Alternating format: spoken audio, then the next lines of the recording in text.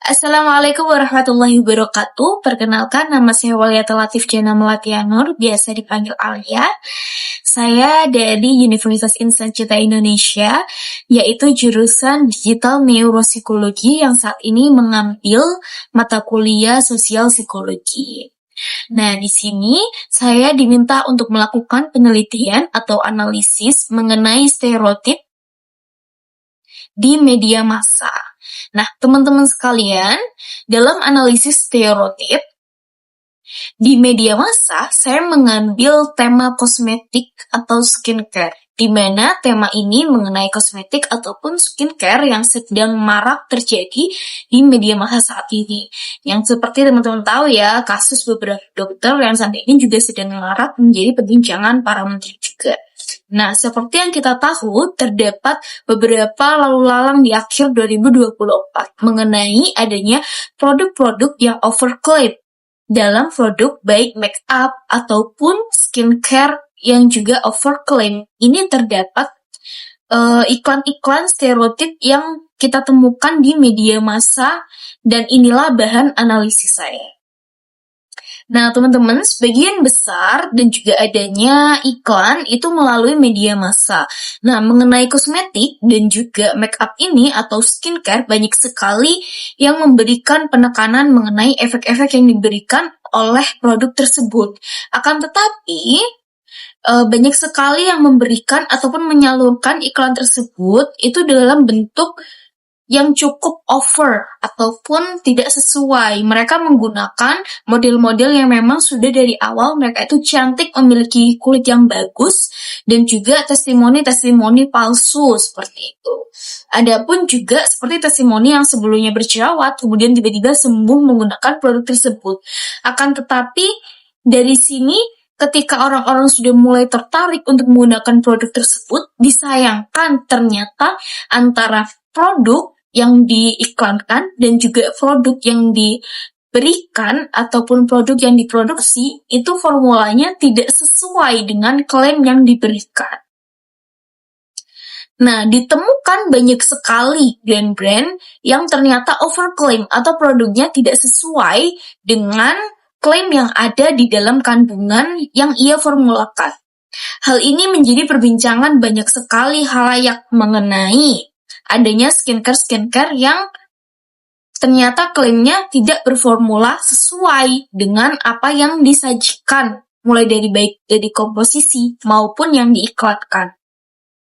Bahkan tidak sedikit yang menjadi bahan kerugian, karena banyak sekali yang tidak cocok, banyak sekali yang ternyata mereka itu malah mengalami efek-efek negatif karena adanya kandungan berbahaya, apalagi kalau yang ada merkurinya.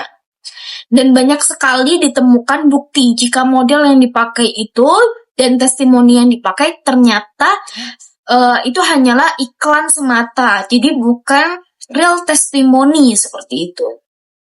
Mereka menggunakan orang-orang ataupun model-model dengan fisik yang sempurna, dengan penampilan yang menarik untuk menarik banyak sekali pelanggan, akan tetapi ternyata produk yang mereka iklankan dan produk yang mereka berikan kepada konsumen itu tidak sesuai dengan apa yang diiklankan. Nah, dari sini ini akan membuat kita nih ya tahu apa itu untuk menyelesaikan masalah ini karena adanya spekulasi overclaim, sehingga kita itu bisa jauh lebih teliti dalam penggunaan skincare. Nah, dan di iklan yang diberikan kepada masyarakat tersebut, banyak sekali merupakan iklan yang ternyata hoax. Dan terdampak banyak sekali masyarakat yang mengalami kerugian. Karena banyak sekali nih iklan-iklan yang ternyata pakai testimoni palsunya itu bukan hanya mereka sendiri yang membuat, tetapi mereka mengambil video-video potongan milik orang lain yang ternyata tidak menggunakan produk tersebut. Bahkan dari Badan BPOM sendiri juga banyak sekali menggandrungi jika suatu hal yang ada di media massa itu dan juga yang dikirimkan, produk yang diteliti oleh mereka, yang dikirimkan untuk mereka teliti ternyata berbeda dengan produk yang mereka keluarkan untuk konsumen. Jadi walaupun sudah BPOM, ternyata itu tidak sesuai gitu dengan klaimnya. Nah, selain dari situ, dalam penelusuran berkala, ternyata BPOM juga tidak memastikan produk-produk yang sudah ia sertifikasi untuk pemeriksaan berkala, sehingga masyarakat dirugikan di sini. Karena apa? Karena BPOM tidak menjalankan jalannya dengan semestinya, sehingga produk-produk tersebut juga memiliki peluang untuk nakal gitu. Nah, banyak juga kelompok yang akhirnya merasa sangat dirugikan, di mana mereka merasa jika pihak perusahaan perlu bertanggung jawab mengenai kendala dan juga formula di dalam skincare tersebut. Akan tetapi, pihak perusahaan sendiri juga merasa dirugikan karena mereka merasa dibohongi oleh pihak pabrik. Nah, dari sini ternyata problematika bukan hanya soal dari pengusaha-pengusaha yang curang, tetapi juga dari pabrik-pabrik yang curang gitu. Jadi mereka mencari keuntungan sebanyak-banyaknya agar mereka itu bisa mendapatkan banyak sekali pendapatan terus-menerus. Akan tetapi dengan produk-produk yang ternyata mereka keluarkan formulanya kurang ataupun bahkan diganti dengan formula yang lebih murah dan berbahaya. Nah, yaitu akan dikenakan juga nih, adanya itu diskriminasi. Nah, diskriminasi antara pihak A dan juga pihak B dari iklan yang sudah diberikan di media massa kepada para orang yang sudah menggunakan produk dan juga termakan iklan dalam media massa tersebut.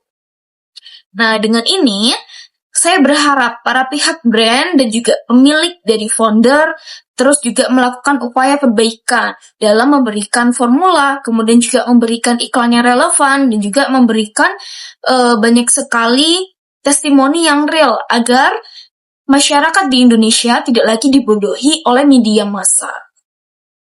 Saya sangat memberikan dorongan kepada para pemilik, kepada para publik untuk memberikan perubahan yang signifikan dan memberikan testing yang sejujur-jujurnya agar produk ini mampu dikeluarkan dengan baik. Saya juga menghimbau kepada para masyarakat nih ya, kepada teman-teman sekalian untuk lebih kritis, kemudian juga harus lebih pintar dalam memilih produk kecantikan. Dimana skincare ini sangat penting ya, kalau bagi wanita itu sangat penting sekali. Jadi kita harus bisa benar-benar memperhatikan apa skincare yang kita gunakan agar kita juga aman gitu. Dan sebelum melakukan penelitian, saya juga melihat banyak sekali review-review dari banyak orang yang mengalami kerugian tersebut, dan ini sangat disayangkan. Karena apa? Karena media massa ini saat ini sangat berkembang ya, teknologi itu sangat maju. Dan ketika ada orang yang menggunakan kebohongan ataupun menggunakan media massa sebagai ladang atau peluang untuk suatu hal yang buruk, ini sangat disayangkan sekali karena media massa memiliki pengaruh yang sangat besar dan pasti banyak sekali masyarakat yang sudah dirugikan. Nah, dari melalui video ini juga, dari video analisis, saya mengajak teman-teman semuanya dan masyarakat sekalian untuk kita sama-sama menghentikan stereotip di mana adanya promosi yang tidak sesuai dengan klaim, ataupun juga pengunggahan dalam media massa yang tidak sesuai dengan subjek sebenarnya. Karena ini akan menjadi dampak yang tidak hanya buruk bagi pengguna, tapi juga buruk bagi kalangan generasi mendatang.